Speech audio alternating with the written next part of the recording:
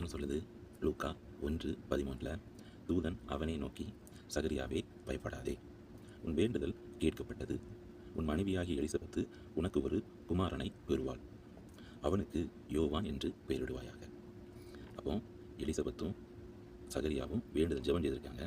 அந்த ஜெபம் கேட்கப்பட்டதுங்கிற விதமாக ஒரு தூதன் அவங்ககிட்ட அறிக்கை செய்வான்.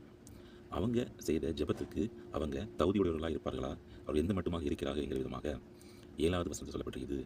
எலிசபெத்து மலடியாக இருந்தபடியினால் அவர்களுக்கு பிள்ளை இல்லாதிருந்தது. இருவரும் வயது சென்றவர்களாக இருந்தார்கள். இருவரும் வயது சென்றவர்களாக இருந்தும் பிள்ளை இல்லாத நிமித்தமாகவும் இருந்தாலும் தேவன் தருவார் என்கிற விதமாக கர்த்தரை நோக்கி ஜெபிச்சிருக்காங்க.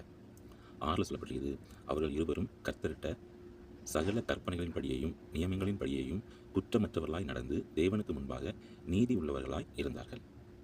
ஜெபம் செய்ததற்காக கர்த்தருக்கு பயந்து நீதி உள்ளவர்களாய் நின்றிருக்காங்க.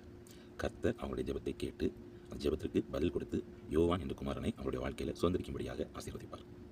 நம்மளுடைய வாழ்க்கையிலுமே நம்ம ஜெபிச்சிருக்கலாம்.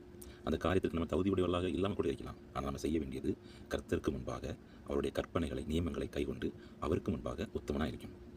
தாவீது கர்த்தருடைய இருதயத்திற்கு ஏற்ற மகனாக இருந்தார். ஆடு மேய்த்து கொண்டிருந்த தாவீது அரசாளும்படியாக கர்த்தர் உயர்த்தினார். அதான் அங்கே தகுதியை பார்த்து உயர்த்த மாட்டார். அவருடைய கரத்தில் நம்ம இருப்போம்னா அவர் நியமித்தபடி உயர்த்துவார். நம்மளும் இந்த நாட்களில் அவர் விரும்புகிற பாத்திரமாக நிற்போம். நம்மளை நாமே விட்டுக் கொடுப்போம். அவர் நம்மை குறித்து உயர்த்தும்படியான காரியத்திற்கு நாம தகுதி கொள்வோம். கர்த்தர் நாமே உங்களை அப்படியே ஆசீர்வதிப்பாராக.